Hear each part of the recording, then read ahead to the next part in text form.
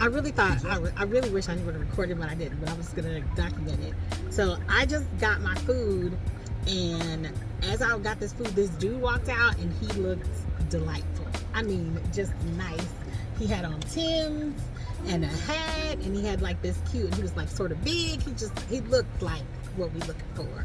And he was on the phone, so he wasn't really paying attention. And I was like in the line for like picking up my order.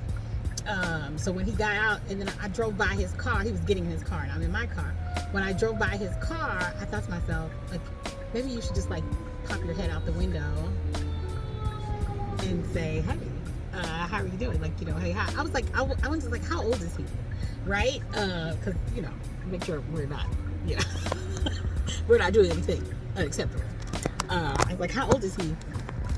Because he looks good. And so then I pulled up to him and I said, hey, can I ask you? So then I went around, and then I was like beating myself. I was like, oh, you should have talked to him. Because I've never done that. Literally never in my life.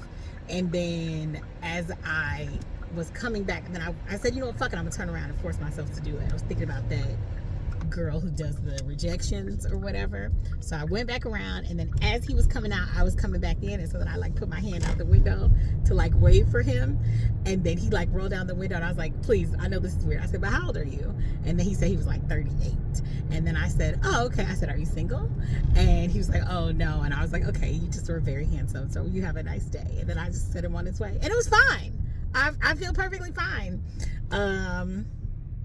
Also, the guy this is what gassed me up too. The guy at the drive-thru, who is not my person or whatever, I gave him my stuff.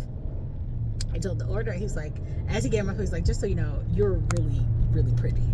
He's like, you know, you're beautiful. That's what he said to me. And I was like, oh, thank you. That's all I said. He didn't say nothing else. But I was like, okay. So I guess that's what gave me the balls, the cojones.